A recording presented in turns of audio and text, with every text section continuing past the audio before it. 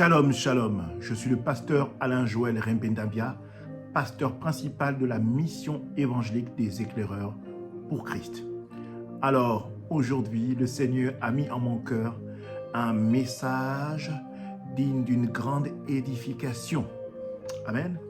Alors, je vous invite à partager, que vous soyez sur les réseaux sociaux qui sonnent comme suite Facebook ou YouTube. Dorénavant et dès maintenant, vous pouvez nous suivre en simultané. Donc, si vous vous sentez à l'aise sur Facebook, soyez les bienvenus. Ou pour d'autres et pour certains, si vous vous sentez encore mieux sur YouTube, vous êtes également le bienvenu. Alors, je ne suis pas en reste parce que je ne conduis pas cette œuvre toute seule. Je conduis avec le pasteur Elzar Rembendabia que vous connaissez sans doute également. Alors aujourd'hui, nous allons avoir un thème particulier. Et je sais que vous êtes nombreux à nous écrire et à nous poser des questions. Et c'est au travers de ces questions que Dieu nous donne la capacité et nous donne la sagesse de pouvoir vous enseigner aujourd'hui. Amen. Alors, avant de commencer chaque chose, si vous avez la possibilité de prendre un cahier de notes, mais le plus important d'avoir votre Bible, c'est que vous avez tout compris. Soyez comme les Béréens, des gens, des âmes, des bien-aimés qui vérifient la parole sans cesse. Cela va vous empêcher de tomber dans n'importe quel vent de doctrine. N'importe quel vent de doctrine, vous serez aguerri et capable de voir la main de Dieu dans votre façon de marcher. Amen. Mais avant de commencer chaque chose, il faudrait que nous mettions et que nous soumettions toutes choses à l'Éternel. C'est pourquoi je vais vous inviter à élever la voix avec moi, déjà en remerciant l'Éternel, Dieu des armées, de ce qui permet que nous soyons en réunion aujourd'hui et que nous puissions nous retrouver tous ensemble dans sa présence. Alors, si toi tu nous rejoins maintenant, mets-toi tout de suite au diapason parce que c'est maintenant que ça commence. C'est maintenant que ça commence. Déclare, c'est maintenant que ça commence au nom de Jésus-Christ de Nazareth. Amen. Alors, remercions notre Dieu, sens-toi libre, où que tu sois. Peut-être que tu es dans ton lieu de travail ou que tu es à la maison en famille. Eh bien, c'est magnifique parce que notre Dieu est un Dieu de famille. Amen. Alors, nous en remercions l'Éternel pour ce moment, pour ce qu'il a accompli durant cette semaine. Élève la voix. Éternel, sois magnifié, sois exalté. Sois élevé, ô Jésus. Toi qui permets que nous puissions nous retrouver dans ta présence aujourd'hui. Seigneur, je veux te dire merci. Je veux te dire merci parce qu'aujourd'hui, Seigneur, je me rends compte à quel point tu m'as gardé durant cette semaine, à quel point tu as protégé mes enfants, à quel point tu as protégé ce que je suis, à quel point tu as protégé tout ce que je détiens aujourd'hui par ta grâce. Seigneur, je veux te dire merci parce que je sais qu'au moment même où nous parlons, Seigneur, il y a des personnes qui sont sur des lits d'hôpitaux et qui n'ont pas la grâce de pouvoir se mouvoir. Cela veut dire qu'ils n'ont pas la grâce d'avoir leurs mains, leurs pieds. Seigneur, mais ils te remercient encore également parce qu'ils ont le plus important, le souffle de vie. Et ils t'ont toi, qui est le maître de toutes choses. Seigneur, je veux te dire merci non seulement pour ce que tu as accompli cette semaine, mais je vais également te dire merci pour ce que tu feras dans les semaines à venir, dans les mois à venir, que dis-je, dans les années à venir. Parce que je sais que j'ai un Dieu puissant en la qualité de Jésus-Christ de Nazareth, celui qui s'est livré à la croix, qui s'est livré pour moi, afin que je sois réconcilié avec le Père. Seigneur, je vais te dire merci pour ce sacrifice ultime, cet acte, ô Éternel, d'amour et de bravoure que tu as établi à la croix il y a 2000 ans. Seigneur, sois exalté, je veux te louer, je veux te chanter, et cela dans le nom puissant de Jésus-Christ de Nazareth. Bien-aimé, déclare un Amen puissant. Alléluia. Alors, nous ne sommes pas en reste et comme toute chose, il est plus qu'important de venir vers le Seigneur afin de pouvoir faire en sorte que l'Éternel nous reconduise. Pourquoi? Je dis reconduire. Parce que nous ne sommes pas parfaits. Seule la perfection est attachée à Jésus. Et dans notre marche de cette semaine, il est fort probable que nous ayons trébuché. Il est fort probable que nous soyons tombés. Il est fort probable que nous ayons fait du mal à une bien-aimée ou à un bien-aimé. Il est fort probable que le péché nous ait assaillis. Et alors c'est pourquoi nous devons demander pardon. Nous devons venir devant le trône de gloire et de grâce pour venir dire, Seigneur, combien nous sommes attristés. Et c'est en ce point-là que je veux, bien-aimé, que tu élèves la voix vers ton Dieu. Parce que la Bible déclare que même si nos péchés sont rouges comme le cramoisi, il est digne et bon pour nous pardonner. Et c'est dans cette dynamique-là que je veux t'interpeller, bien-aimé, que je veux t'interpeller afin que tu inclines ta tête et que tu demandes pardon à ton Dieu. Alors, élevons la voix. Éternel, toi le Dieu de compassion, toi le Dieu de miséricorde, Seigneur, je viens devant ton trône de gloire, devant ton trône de grâce, te demander pardon. Seigneur, j'ai trébuché, je suis tombé. Seigneur, j'ai fait preuve de naïveté, croyant que j'étais plus qu'au solide que je le pensais. Mais aujourd'hui, Seigneur, j'ai compris que toi seul es parfait. Seigneur, étant dans cette chair, je comprends, Seigneur, que l'imperfection m'habite. C'est pourquoi, Seigneur, je viens, ô Éternel, devant ton trône de grâce et de compassion, de miséricorde pour te dire, Père, pardonne-moi. Seigneur, pardonne-moi. Ô toi, Jésus-Christ, qui joue un rôle d'avocat défenseur auprès du Père, Seigneur, daigne aller vers le Père, me défendre comme tu l'as toujours fait, ô Éternel, et m'accorder ce pardon. Seigneur, je suis désolé d'avoir attristé un cœur. Seigneur, je suis meurtri de ne pas avoir été à la hauteur, de ne pas avoir été celui que tu voulais que je sois. Seigneur, pardonne-moi. Pardonne-moi mes entraves, pardonne-moi mes offenses, pardonne-moi mes mots durs envers un bien-aimé ou une bien-aimée. Seigneur, je veux être restauré. Seigneur, je veux pouvoir réjouir ton cœur et marcher dans la droiture. Ô Éternel, donne-moi la capacité de demeurer intègre et droit devant toi. Et cela dans le nom puissant de Jésus-Christ de Nazareth, on déclare un Amen. Amen. Alors, on n'est pas en reste. Je bénis l'Éternel, je bénis le Seigneur parce que je sais que il y a quelque chose qui s'est passé. Il y a quelque chose qui s'est passé. Il y a eu un shifting. Et ce shifting ne peut être effectif que si nous invitons le sang de Christ. Nous invitons le sang de Christ afin que ce dernier nous réconcilie avec le Père, nous réconcilie avec l'Éternel, nous réconcilie avec le Seigneur Jésus-Christ, nous réconcilie avec le Créateur de toutes choses.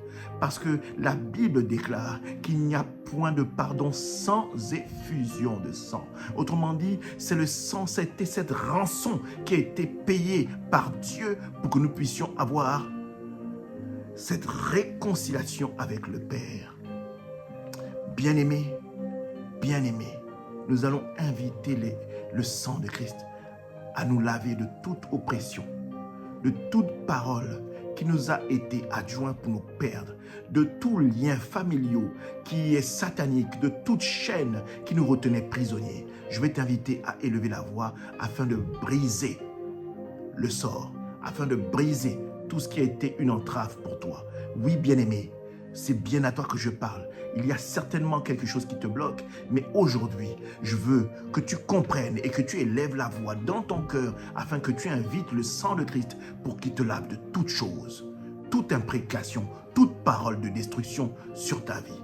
Alors, le Seigneur voudrait que tu sois acteur de ta délivrance. Élève la voix. Éternel, je te rends toute la gloire. Je bénis ton saint nom. Merci Jésus pour te sang. Merci, ô Éternel, pour ce sang qui nous lave de toute souillure, de toute parole destructrice, qui brise les chaînes qui nous retenaient prisonniers, qui coupe les liens. Ô Éternel, je bénis ta majesté, ta grandeur pour ton amour, pour cette rançon qui a été donnée à la croix, afin que, Père, nous soyons réconciliés avec toi. Seigneur, tu as fait preuve de courage à la croix. Tu t'es livré, tu t'es donné pour nous. Aujourd'hui, Seigneur, je veux te dire merci. Je veux te dire merci pour ce sang qui a payé pour mon péché. Je veux te dire merci, ô Éternel, pour ton sang qui permet que nous puissions être réconciliés avec le Père, qui permet que nous soyons, ô Seigneur, en alliance avec le Père. Merci, ô Seigneur, pour ce sang qui me lave de toute oppression et qui me revêtit du lin blanc. Exactement, le lin blanc qui est propre pour les noces de l'agneau. Ce vêtement spirituel qui fait en sorte que l'Éternel ne me voit plus en tant que pécheur, mais que l'Éternel me regarde d'un regard favorable et prend plaisir à discuter avec moi, prend plaisir à marcher avec moi, prend plaisir à me tenir la main tellement ton sang m'a lavé. Ce sang-là qui permet à Dieu de ne plus voir le péché en moi, qui rend Dieu amnésique et amène la restauration en tout lieu sur ma vie et sur la vie de tout bien-aimé qui vient devant le trône de gloire et de grâce avec sincérité. Et cela dans le nom puissant de Jésus-Christ, j'ai prié et tu déclares un Amen. Amen. Alors, nous n'allons pas être en reste et je voudrais que nous invitions l'Esprit de Dieu. Oui, bien-aimé, nous allons inviter l'Esprit de Dieu. Nous allons inviter l'Esprit de Dieu afin que l'Esprit de Dieu nous conduise dans ce temps que nous allons partager ensemble, de ce temps que nous allons vivre ensemble. Alors, bien-aimé, élève la voix et invite l'Esprit de Dieu. Allume l'Esprit de Dieu en toi. Allume l'Esprit de Dieu en toi. Peut-être que pour un bien-aimé ou pour une bien-aimée, cet esprit s'est éteint parce que dans la semaine, tu n'as pas été digne. Mais aujourd'hui, l'occasion, la grâce t'est donnée de pouvoir raviver la flamme, de pouvoir raviver le feu qui est en toi, de pouvoir raviver l'Esprit de Dieu. Alors, incline ta tête, sens-toi libre et invite le Saint-Esprit. Saint-Esprit, toi qui es le guide par excellence, guide-nous, rends-nous attentifs à la parole que tu as donnée à ton serviteur que je suis. Rends-nous attentifs, permets-nous de pouvoir manger cette parole qui est la nourriture spirituelle que tu as établie pour ton peuple. Seigneur, au travers de ton Saint-Esprit, je m'abandonne totalement. Je m'abandonne totalement pour laisser éclore, jaillir ce que tu as mis en moi, ton serviteur, pour nourrir ton peuple. En toute humilité, Seigneur, je te laisse prendre le contrôle de ce moment. Je te laisse environner les demeures, les vies, les cœurs des bien-aimés qui nous suivent à l'instant même. Seigneur, au travers de ton Saint-Esprit, assainis les réseaux sociaux qui nous permettent de diffuser, de partager ce moment-là dans ta présence. Saint-Esprit, sois magnifié, sois exalté. Je me laisse conduire par toi, je me laisse guider par toi. Fais ce que tu veux, fais de moi ce que tu veux. Je me rends esclave de ta volonté et de la volonté du Seigneur, la volonté de Dieu le Père, et cela dans le nom puissant de Jésus-Christ de Nazareth. Que le peuple proclame un Amen. Alors, bien-aimés, nous allons rentrer dans le vif du sujet. Alors, aujourd'hui, le thème est particulier. Le thème est particulier. Enfin, tous les thèmes de Dieu sont particuliers et spéciaux. Et aujourd'hui, le thème est celui-ci. Ce que s'abandonner à Jésus-Christ vous procure. Ce que s'abandonner à Jésus-Christ vous procure. C'est cela le thème. Ce que s'abandonner à Jésus-Christ vous procure.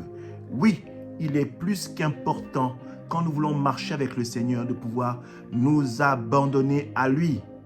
Et pour cela, je voudrais que nous puissions aller dans le verset suivant. Romains à son chapitre 8, à son verset 9. Romains à son chapitre 8, à son verset 28. Romains chapitre 8, verset 28, la parole dit ceci. Nous savons du reste que toute chose concourt au bien de ceux qui aiment Dieu, de ceux qui sont appelés selon ses desseins. Je vais relire. Nous savons du reste que toute chose concourt au bien de ceux qui aiment Dieu, de ceux qui sont appelés selon ses desseins. En effet, tout concourt au bien de ceux, n'est-ce pas, qui aiment Dieu. Ça veut dire que aimer Dieu, c'est s'abandonner complètement à lui. Aimer Dieu, c'est ne pas laisser une once de votre être qui vous appartient encore. S'abandonner, c'est se livrer. S'abandonner, c'est laisser prendre le contrôle de votre vie par le Saint-Esprit, par Jésus-Christ. S'abandonner, c'est ne point réfléchir à la place du Saint-Esprit. Ne point réfléchir à la place de Dieu. Ne point réfléchir à la place de Jésus-Christ. S'abandonner, c'est que tout votre être soit livré, s'abandonne, se donne à Jésus. Et bien souvent, le mal est là. C'est que pour avoir été longtemps dans le monde, nous éprouvons des difficultés à laisser Jésus-Christ prendre le contrôle de notre vie. Je veux dire, c'est un peu normal pour ceux qui sont nés dans le monde. D'ailleurs, moi, quand j'ai décidé de donner ma vie à Jésus, c'était un long combat. Et je peux vous dire que je comprends ceux qui vivent cela. Mais je vais vous dire de persévérer. Parce que à la fin, il y a quelque chose de magnifique quand on s'abandonne. Mais avant tout, nous allons continuer dans cette étude pour que vous soyez aguerris, mais surtout que vous soyez édifiés, parce qu'il faut que vous soyez édifiés pour comprendre comment votre Dieu fonctionne. Votre Dieu est un Dieu jaloux qui ne partage sa gloire avec personne. Et si vous n'êtes pas de ceux qui vous abandonnez, c'est que vous avez un autre maître. Et Dieu ne permet pas d'agir dans la vie de quelqu'un qui marche avec un ou deux ou trois ou plusieurs maîtres. Non. Rabbi, Jésus-Christ, doit être le seul maître de votre vie. Et vous devez être capable de lui en laisser le contrôle. Alors, que dit le prochain verset que nous allons voir? Le prochain verset dit ceci. Il se trouve en Jérémie chapitre 29. Jérémie chapitre 29 à son verset 11, dont je vais vous faire la lecture. Je lis la parole. Car je connais les projets que j'ai formés sur vous, dit l'Éternel, projets de paix et non de malheur, afin de vous donner un avenir et de l'espérance. Waouh! De l'avenir et de l'espérance. Ça veut dire que en vous abandonnant au Seigneur, vous lui donnez le droit de vous permettre de rentrer dans le projet de paix et de chasser de votre vie le projet de malheur du monde, parce que le prince de ce monde est Satan. Dès lors que vous décidez de vous abandonner, vous donnez libre choix. Vous donnez, autant pour moi, vous laissez libre contrôle à Jésus-Christ de pouvoir contrôler votre vie, de pouvoir vous guider. Le Saint-Esprit, à ce moment, devient votre boussole. Votre intelligence est ce que vous êtes, non plus lieu d'être, puisque vous avez décidé de vous abandonner. Et dans ce verset, il y a une promesse afin de vous donner un avenir et de l'espérance. Pas un avenir de malheur. Pas une espérance de malheur. Un avenir et une espérance tant sur la terre que dans la vie éternelle. Oui, tant sur la terre que dans la vie éternelle. Tant sur la terre, je le répète, et dans la vie éternelle. Alors, je comprends, il y a certaines personnes qui ont peut-être commencé mal, mais bien aimé, je veux te dire aujourd'hui qu'il n'est pas trop tard. Il n'est pas trop tard. D'autres vont me dire, mais marcher avec Jésus, c'est dur. Oui, mais c'est dur parce que Dieu veut affiner ta personne. Il veut t'élever au rang de ce qu'il a prévu pour toi. Que tu puisses être capable de rentrer dans le projet de paix et de garder ce projet de paix. Car si tu ne t'es pas battu, si tu n'as pas souffert pour gagner Jésus, tu ne sauras pas être capable de détenir et de contenir la bénédiction qui va suivre. Alors, bien-aimé, il est nécessaire de t'abandonner parce que au bout de ce but à atteindre, il y a un avenir et une espérance. Il y a un avenir et de l'espérance qui t'attendent. Ce n'est pas une mission hasardeuse, ce n'est pas un conte de fées, bien-aimé. On parle de ta vie et aujourd'hui, tu dois être de ceux qui ont décidé de s'accrocher à Jésus-Christ et de s'abandonner à Jésus-Christ pour que Jésus-Christ leur montre qu'il est le chemin, la vérité et la vie. Oui, bien-aimé, c'est de ça qu'il s'agit. C'est de ça qu'il s'agit. Alors nous allons continuer, mais tu vas me poser la question, mais comment faire? Oui, je veux m'abandonner, c'est tellement dur, pasteur, mais comment faire?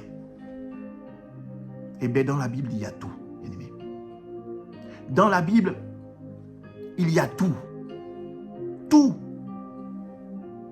Toutes les réponses sont là. Si tu veux demeurer dans la parole, la Bible déclare, et c'est Dieu qui parle, si vous me cherchez, je me laisserai trouver. Aujourd'hui, bien-aimé, dans ton cœur, tu le cherches. Continue à le chercher. Il va se laisser trouver. Dieu prend un plaisir à se laisser trouver pour qui le cherche. Pour qui le cherche en esprit et en vérité, il va se laisser trouver.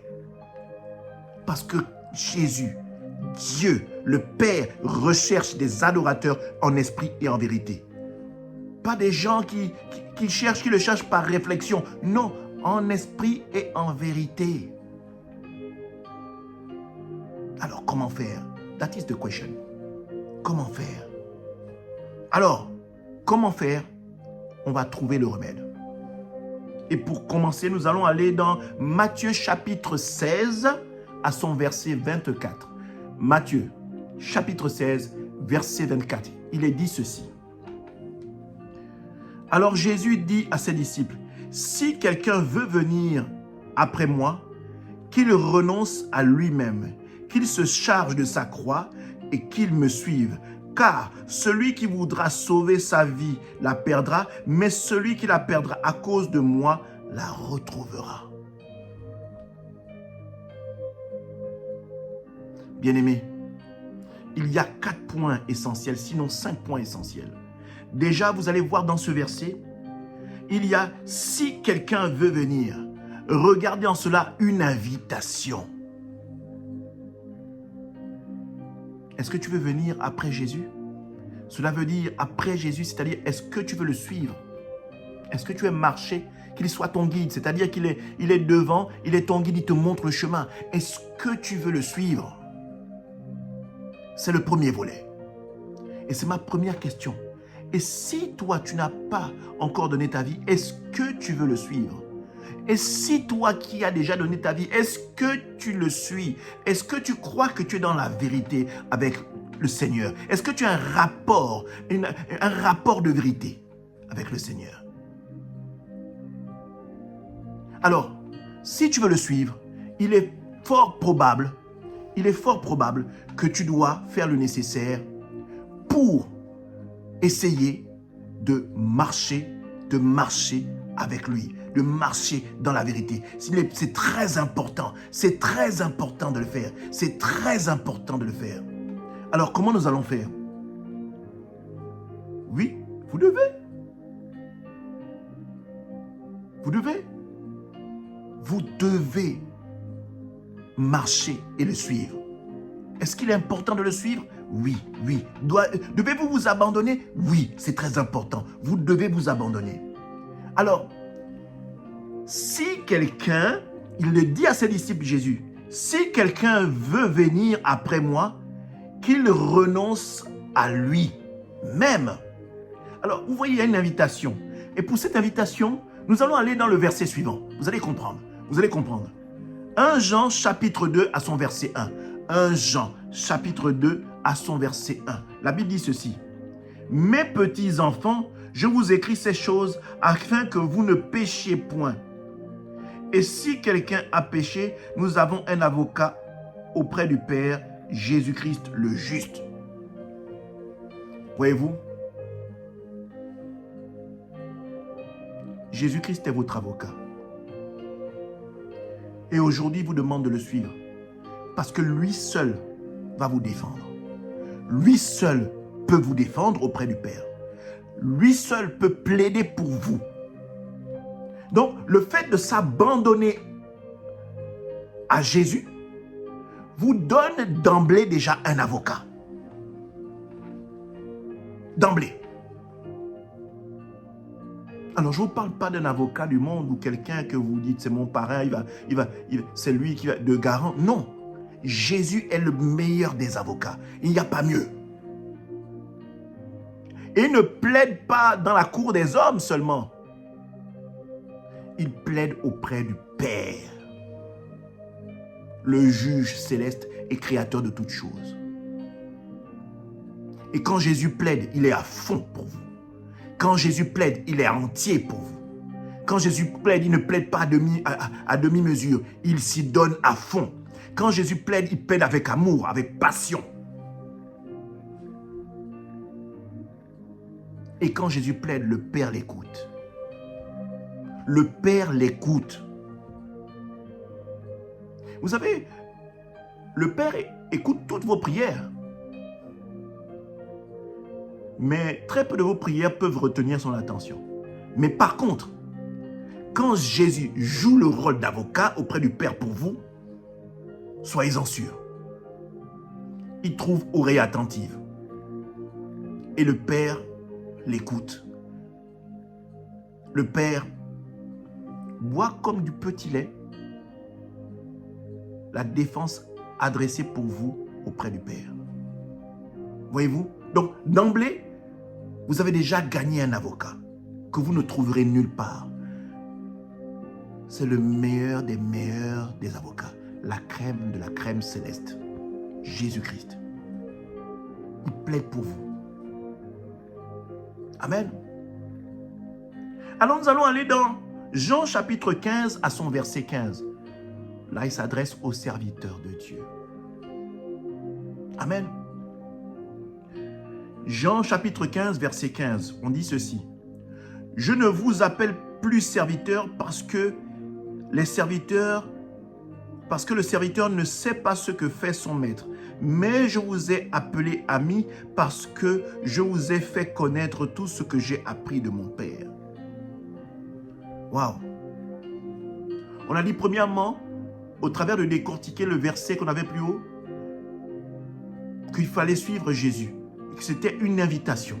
Et que dans cette invitation, en marchant avec le Seigneur, Jésus s'érigeait en tant qu'avocat. Mais là, nous voyons qu'il n'est pas seulement qu'un avocat, mais il est également un ami qui vous donne ce que le Père lui a donné. Donc, si vous avez Jésus-Christ comme ami, vous ne pouvez recevoir que des choses qui viennent du Père. Jésus-Christ fait de vous un intime. Jésus-Christ fait de vous un intime. Vous n'êtes pas une personne lambda, non. Jésus fait de vous un ami. Je ne vous parle pas des amis du monde, comme on dit, oui, ça c'est mon ami, et au premier, dès qu'on tourne le dos, eh bien, il vous poignarde. Non. On parle d'un ami fidèle. Si on doit dire fidèle, fidèle c'est lui. La Bible dit, Dieu est fidèle. Dieu ne change pas. Il est toujours le même, éternellement. C'est un ami, quand il vous assure secours, c'est jusqu'à la fin. Tant que vous vous abandonnez à lui, eh bien, il est un secours qui ne manque jamais dans la détresse. Il est un secours qui ne manque jamais dans la détresse. Il est un secours. C'est ça un ami. C'est ça un ami. Et Jésus est un ami. Alléluia. Deuxième point. La Bible dit plus haut que vous devez vous abandonner.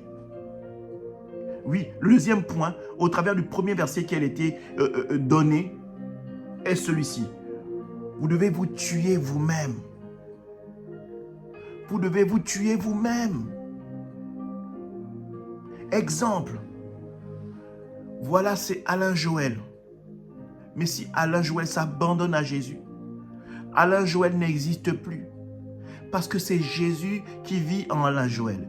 Et Alain Joël est soumis à la volonté de Dieu. Alain Joël est soumis et est conduit par le Saint-Esprit. Alain Joël ne réfléchit plus. Alain Joël ne raisonne plus. Alain Joël fait ce que la parole lui dit de faire. Et c'est là où est le dilemme, parce que toutes les fois que Dieu nous met face à quelque chose, dès qu'il y a une entrave, nous commençons à réfléchir. Là est le problème. Nous devons nous abandonner totalement, nous devons mourir en nous-mêmes. Quand on est blessé, quand on est insulté, nous faisons ressortir nous-mêmes. Nous disons, non, cette fois-ci, j'ai été blessé. Le frère et la sœur m'ont insulté. Non, Seigneur, tu vas me pardonner, tu vas m'excuser, mais cette fois-ci, je ne peux pas laisser ça. Entre-temps, vous savez que dans votre raisonnement, si vous ne le savez pas, quand je vais vous le dire aujourd'hui, toutes les fois que vous allez vous ériger en justicier, en réalité, c'est une façon, c'est l'image de manque de foi. Un manque de foi de croire que Dieu est capable de régler votre problème. En fait, vous freinez la justice de Dieu de s'élever. Vous empêchez la justice de Dieu de fonctionner, de s'établir dans votre vie. Amen. Vous empêchez la justice de Dieu de se manifester. Vous empêchez le bras de Dieu de se tendre et de pouvoir manifester sa puissance sur votre vie. Amen. Allons-y dans 2 Timothée à son chapitre 1, à son verset 7. La Bible dit ceci. Car ce n'est pas un esprit de timidité que Dieu nous a donné, mais un esprit de force, d'amour et de sagesse. Force, d'amour et de sagesse. Oui, bien-aimé, je sais, et je crois que tu as compris, que si on te fait du mal, prie pour ton ennemi, bénis-le, et toi avance. Fais preuve de sagesse. Et la sagesse veut que tu ne sois pas celui qui se fasse justice. La sagesse veut que tu craignes le Seigneur, parce que la Bible déclare que la crainte de Dieu, c'est le commencement de la sagesse. Et quand tu manifestes la sagesse de Dieu en la qualité de la parole de Dieu, en fait, tu montres à Dieu que tu le crains et que tu laisses Dieu laisse le libre arbitre, le seul juge de cette altercation, de cette chose dans laquelle tu vis, dans laquelle tu as été offensé. Tu laisses le Seigneur prendre le contrôle. Et en fait, tu as fait preuve de foi. Tu as manifesté une foi. Alors, nombreux sont ceux qui disent, non, ce problème, c'est le mien. Quand ça vous concerne, vous décidez à ce moment-là de dire, non, Seigneur, là, tu vas m'excuser, ce problème-là, c'est le mien, je vais le prendre. Et là, vous pratiquez ce qu'on appelle la loi du talion, œil pour œil, dent pour dent. Et pourtant, tu as donné ta vie au Seigneur. Et pourtant, tous les soirs, tu t'agenouilles, tu dis, Seigneur, bénis-moi. Mais comment le Seigneur pourrait-il bénir quelqu'un qui ne l'écoute pas? Comment le Seigneur pourrait-il bénir quelqu'un qui ne s'abandonne pas à lui? Comment le Seigneur pourrait-il bénir quelqu'un qui bafoue la parole et qui s'érige en juge lui-même? Bien-aimés, comprenez que toutes les fois que vous le faites, vous vous tuez en réalité. À chaque fois que vous le faites, vous empêchez le Seigneur de pouvoir se manifester dans votre vie. Et le pire, c'est que vous êtes vous-même le propre destructeur de votre vie. Alors bien-aimé, plonge-toi dans la parole parce que la parole seule va te sauver. Parce que la parole est Jésus-Christ, faite chair. Amen. Alors, je voudrais que vous puissiez prendre un moment et prier le Seigneur de vous révéler les domaines de votre vie que vous n'avez pas réussi à lui abandonner, bien-aimé. Prenez quelques minutes. Cherchez au plus profond de vous-même, comme le dit Sophonie. Examinons-nous, examinez-vous. Et regardez en vous les domaines de votre vie que vous n'avez pas encore abandonnés au Seigneur. C'est très important. C'est très important de pouvoir les repérer. Et une fois après les avoir repérés, venir les abandonner aux pieds de Dieu le Père, devant son trône. C'est très important, bien-aimés. Très important. Alors nous allons continuer. Plus loin, on dit de prendre sa croix. Prendre sa croix. Prendre sa croix, bien-aimés. On parle de prendre sa croix. Alors, c'est quoi prendre sa croix? C'est quoi prendre sa croix? C'est quelque chose de assez particulier, hein, prendre sa croix. C'est quelque chose d'assez particulier de prendre sa croix. Ouais, mais c'est quoi prendre sa croix? Beaucoup de gens peuvent poser cette question. Alors nous allons comprendre ça ensemble. Vous allez aller dans Galates. Galates chapitre 2 à son verset 20. J'ai été crucifié avec Christ, et si je vis, ce n'est plus moi qui vis. C'est Christ qui vit en moi. Si je vis maintenant dans la chair, je vis dans la foi au Fils de Dieu qui m'a aimé et qui s'est livré lui-même pour moi. Portez sa croix. C'est-à-dire que vous devenez un parfait imitateur. Au même titre que Christ a porté sa croix pour vous, vous également, vous devez être de ceux qui soyez des parfaits imitateurs. Être capable de faire preuve de compassion pour votre prochain.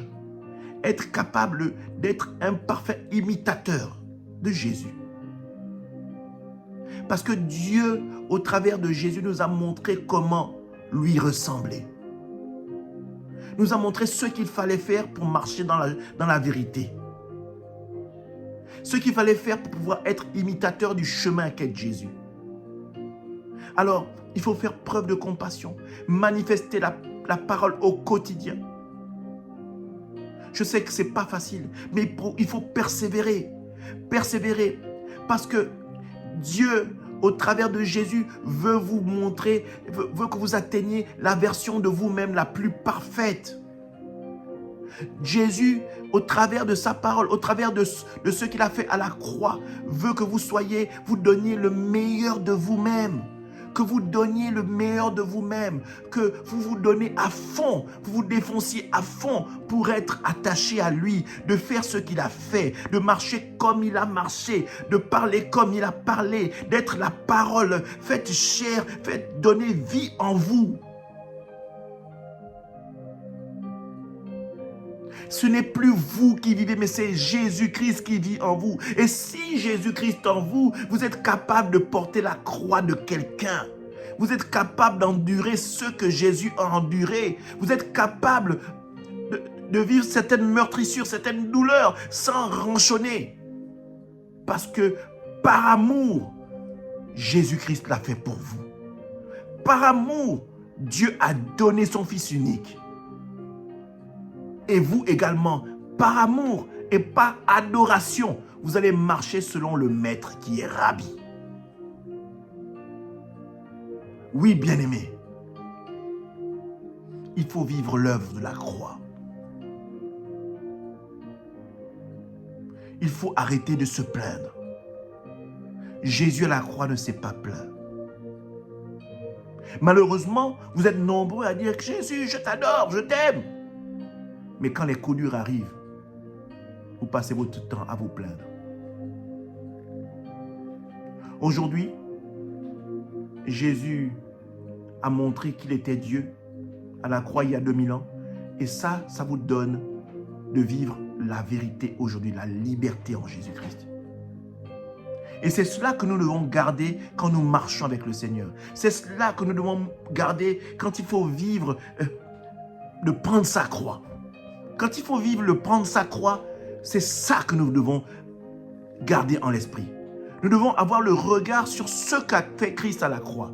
Nous devons garder le regard sur la croix. C'est plus qu'important. Nous devons vivre la croix continuellement. Nous devons vivre ce que Christ a manifesté à la croix de manière perpétuelle. Dans notre façon de fonctionner, dans notre façon de vivre, dans notre quotidien, nous devons manifester continuellement l'œuvre de la croix. Jésus l'a porté pour toi et toi, tu la portes pour qui? Pour qui la portes-tu? Le portes-tu pour ton frère? La portes-tu pour ta sœur? La portes-tu pour tes enfants? Oui, tu dois porter la croix. C'est très important. C'est important. S'abandonner à Jésus-Christ vous demande également de porter la croix. Et parfois, ça peut être la croix de votre famille. Je sais, ce n'est pas facile. Vous allez me dire, c'est déjà dur pour moi, serviteur. Mais s'il faut encore que je porte la croix des autres, que va-t-il devenir de moi? Bien-aimé, Jésus-Christ ne t'a pas abandonné. Et si Jésus-Christ te donne la capacité, te donne l'ordre de porter la croix de ta famille, c'est qu'il sait que tu as les capacités requises. C'est qu'il sait qu'il a mis en toi quelque chose qui peut te permettre de sortir victorieux de la mission qu'il t'a donnée. Amen. Donc, en vérité, tu es plus que vainqueur. En vérité, tu es plus que gagnant. En vérité, tu es déjà victorieux avant même que l'ordre ne te soit donné, avant même que la mission te soit donnée, tu as déjà gagné. Tu as déjà gagné, bien-aimé. Et par la suite, on parle de suivre. On parle de suivre. Suivre dans ce verset. Qu'il me suive. On va aller dans le livre de Luc. Luc a son chapitre 18, versets 18 à 24. Luc chapitre 18 à son verset 18 jusqu'à 24. Je vais lire la parole. Un chef interrogea Jésus et dit, « Bon maître, que dois-je faire pour hériter la vie éternelle ?» Jésus lui répondit, « Pourquoi m'appelles-tu bon? Il n'y a de bon que Dieu seul. Tu connais les commandements, tu ne commettras point d'adultère, tu ne tueras point, tu ne déroberas point, tu ne diras point de faux témoignages, honore ton père et ta mère. J'ai, dit-il, observé toutes ces choses dès ma jeunesse. » Jésus, ayant entendu cela, lui dit, « Il te manque encore une chose. Vends tout ce que tu as, distribue-le aux pauvres, et tu auras un trésor dans les cieux, puis viens et suis-moi. » Lorsqu'il entendit ces paroles, il devint tout triste, car il était très riche. Jésus, voyant qu'il était devenu triste, dit qu'il est difficile à ceux qui ont des richesses d'entrer dans le royaume des cieux. Voyez-vous, suivre Jésus n'est pas chose facile. Tout simplement parce que suivre Jésus est une dimension qui est faite pour les adorateurs. Beaucoup, en l'occurrence, cet homme dont on parle, c'était un religieux. Et il faisait les choses de manière mécanique, mais il ne vivait pas réellement l'attachement à Dieu. Alors, Jésus sait tout. On dit que Dieu, et c'est la parole qui le dit, qu'il est celui qui sonde le cœur et les reins. Et Jésus avait vu au plus profond de lui que son Dieu, c'était sa richesse. Et Jésus a piqué là où il fait plus fort. Voyez-vous, parfois, nous marchons avec le Seigneur et nous traversons parfois des épreuves. Et nous sommes même parfois étonnés qu'à chaque fois que nous marchons avec le Seigneur a un malin plaisir de mettre en avant, de nous faire endurer des choses terribles qui nous font mal au plus profond de nous. Et bien aimé, tu dois comprendre que le Seigneur veut que tu sois dépouillé de tout. Il veut faire en sorte que il n'y ait pas une autre adoration en vous que lui. Et cet homme, en l'occurrence, adorait son argent, sa richesse plus que Jésus. Il observait les commandements et tout ce qu'il pouvait dire. Mais il ne le vivait pas dans son cœur. C'était juste du folklore. C'était quelque chose pour se donner une bonne figure. Mais son Dieu, en réalité, était son argent. Et dès lors que Jésus a tapé dans le point de faiblesse, son cœur s'est attristé. Et Christ a vu en lui la tristesse de savoir que, oh, pour suivre Jésus là, je dois abandonner ce que j'aime. Le Seigneur va vous travailler. Quand il va vous dire de vous abandonner à lui, là, ça ne va pas être un abandon volatile. On ne va pas survoler la chose. Le Seigneur, pour créer la vérité en vous, la sincérité en vous, va taper là où ça fait le plus mal dans votre vie.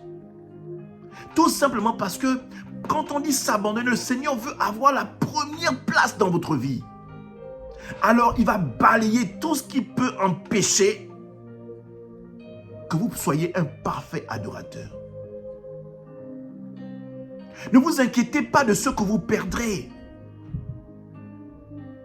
Mais cherchez continuellement à gagner le cœur de Dieu pour pouvoir rentrer dans le projet de paix. C'est le but à atteindre. C'est le but à atteindre le projet de paix. Battez-vous pour ça. Luttez pour ça. Espérez pour ça. Gardez la foi pour ça. Attachez-vous à Dieu. Vivez pour lui. Et Jésus l'a déjà fait. Vous n'avez qu'à suivre et obéir. Bête et disciplinés, laissez-vous conduire. Le Seigneur ne vous amènera jamais dans quelque chose qui va vous tuer, mais bien au contraire, vous allez en sortir en marchant avec le Seigneur. Vous ne pouvez qu'en sortir victorieux, aguerri, solide, un soldat de céleste, un soldat de l'éternel. Abandonnez-vous à Dieu. Mon frère, ma soeur, t'es-tu réellement abandonné à Dieu? Ou es-tu comme ce frère-là qui a encore un maître? Lui, c'était de l'argent, mais qui est ton maître actuellement? Est-ce Jésus ou un autre Dieu qui t'empêche même de te lever pour aller à l'église? Oh non, il faut que je cherche l'argent, il faut que je aille au travail. Si on dit que, si l'homme de Dieu te dit, bien aimé, à chaque fois que tu viens à l'église, tu as un chèque, vous allez être nombreux à vous lever. Bien aimé,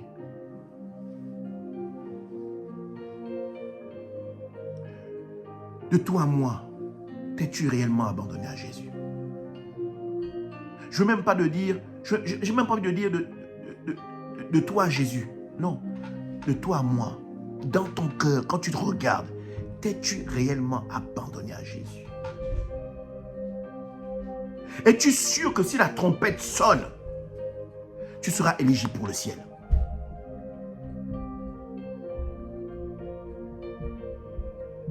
Es-tu sûr que si la trompette sonne, tu seras dans l'éternité avec l'Éternel?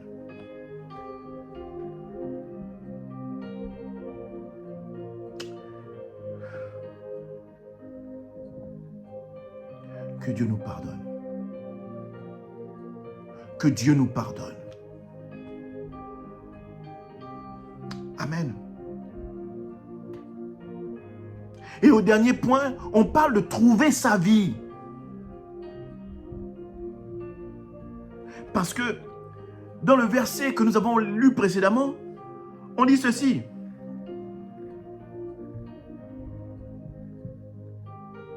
Et qu'il me suive, car celui qui voudra sauver sa vie la perdra, mais celui qui la perdra à cause de moi la retrouvera.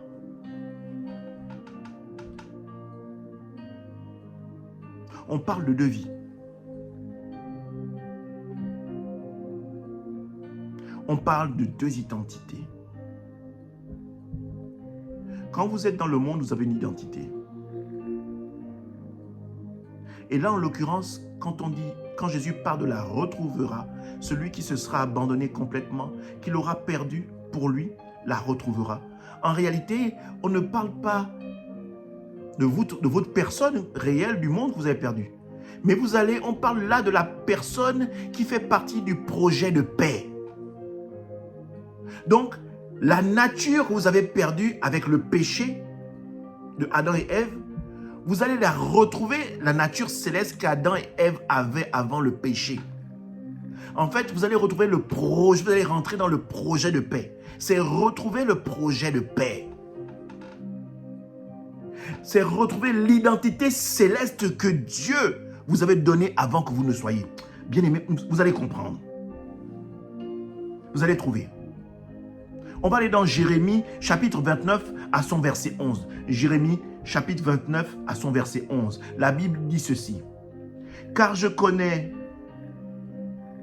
les projets que j'ai formés sur vous, dit l'Éternel. Projets de paix et non de malheur, afin de vous donner un avenir et une espérance. Le projet de paix, là, c'est l'avenir et l'espérance. Donc, quand vous marchez avec Jésus, là, et que vous vous abandonnez, quand le Seigneur va vous affiner pour donner la meilleure version de vous-même, vous allez retrouver votre vie. Vous allez retrouver votre identité que le péché vous a fait perdre au travers d'Adam et Ève en Genèse. Alors, le projet de paix ne va pas être effectif dans la vie éternelle seulement, mais elle commence même sur terre. Vous pouvez commencer à vivre le projet de paix sur la terre. Vous allez commencer à manifester le fruit de ce qu'est de s'abandonner à Christ et de vivre selon la parole. Vous allez commencer à être quelqu'un, un leader d'opinion, une référence. Vous allez être quelqu'un d'exceptionnel. Là où Dieu va vous mettre, Dieu va créer la distinction. Dieu va créer la distinction. Tout simplement parce que le projet de paix est décanté, le projet de paix est déclenché. Vous allez vivre des expériences, des choses manifestes et nouvelles avec le Seigneur. Tout simplement parce que vous êtes rentré dans une autre dimension.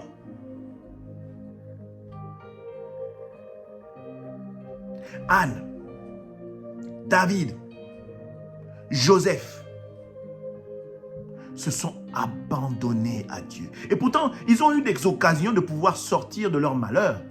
Rappelez-vous de David dans la grotte avec Saül. Il avait eu l'occasion de lever l'épée.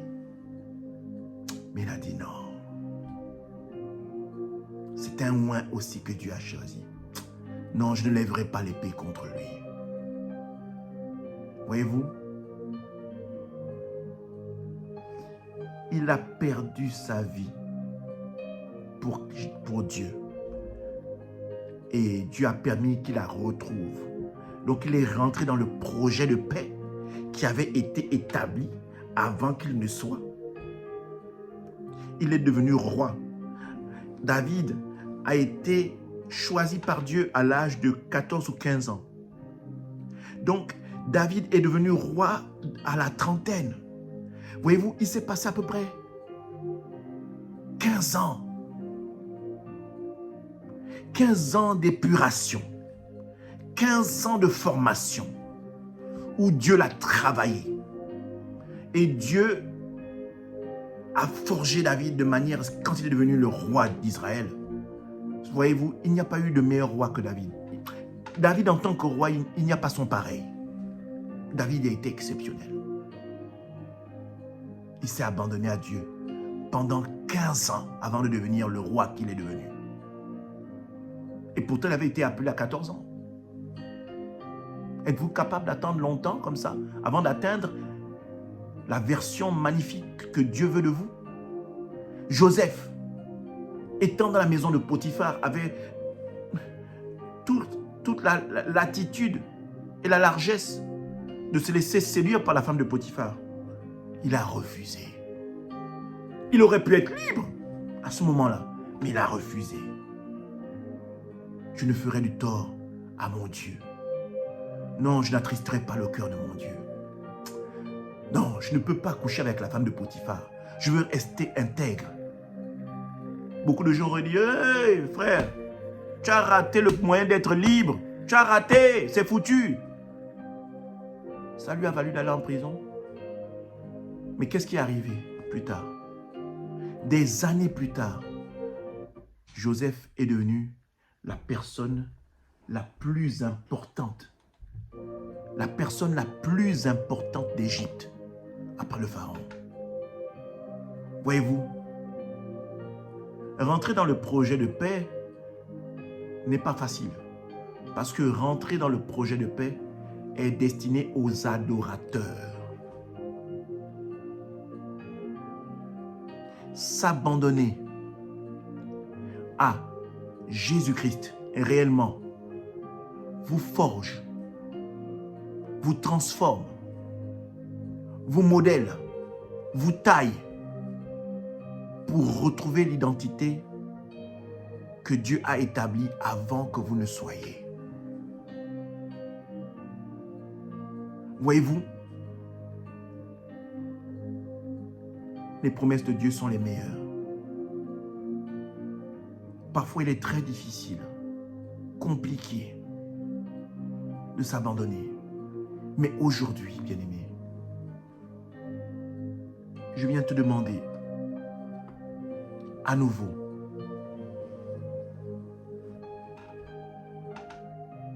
veux-tu réellement t'abandonner à Dieu? Veux-tu vraiment t'abandonner à Jésus-Christ? Veux-tu vraiment t'abandonner au Saint-Esprit? Que le Saint-Esprit te conduise, te guide?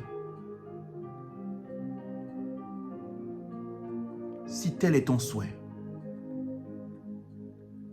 nous allons élever la voix pour que le Saint-Esprit te conduise, te transforme, te taille,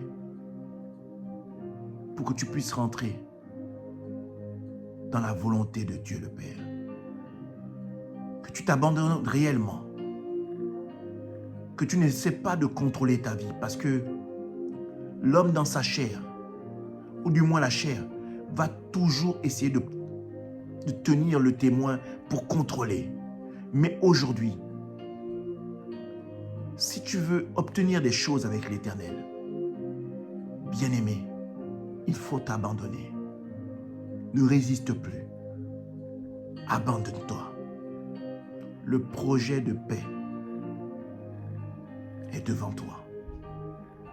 Le projet de paix est en toi.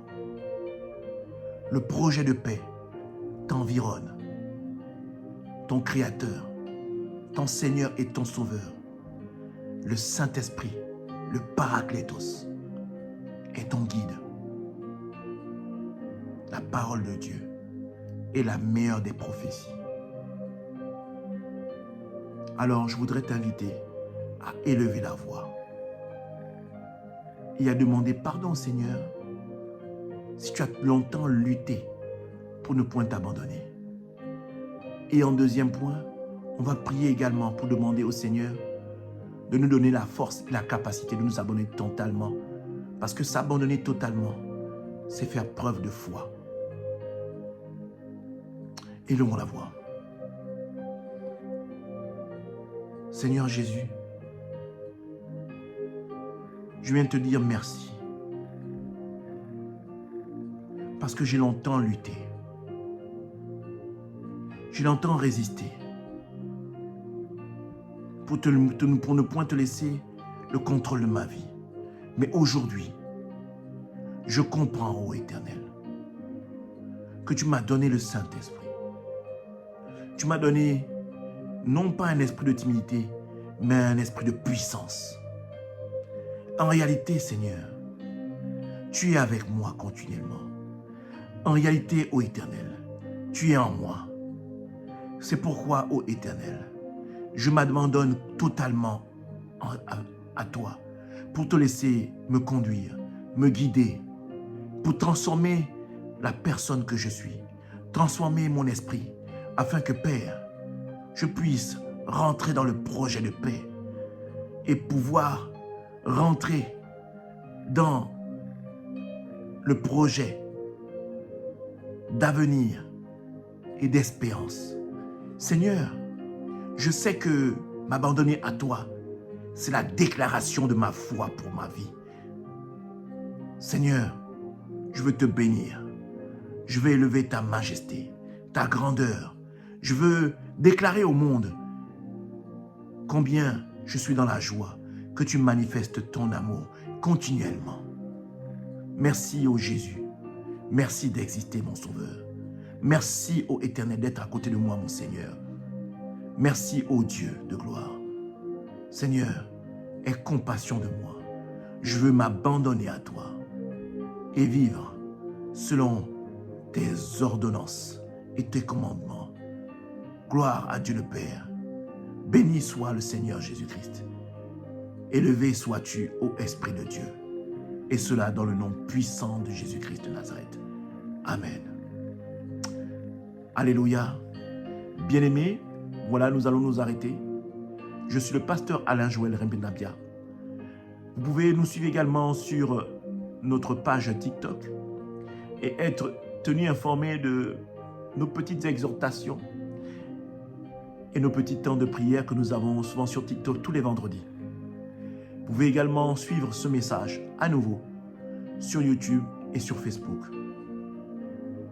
Nous sommes disponibles au 26 rue du Colonel Moll, 93 300 Le Bourget. Je vous dis excellente semaine. Le pasteur Elsa se joint à moi pour vous souhaiter une excellente semaine. N'oubliez pas de nous bénir au travers de notre compte PayPal qui est naturellement dans l'intitulé, dans le descriptif de cet événement. Que Dieu vous bénisse. Excellente semaine.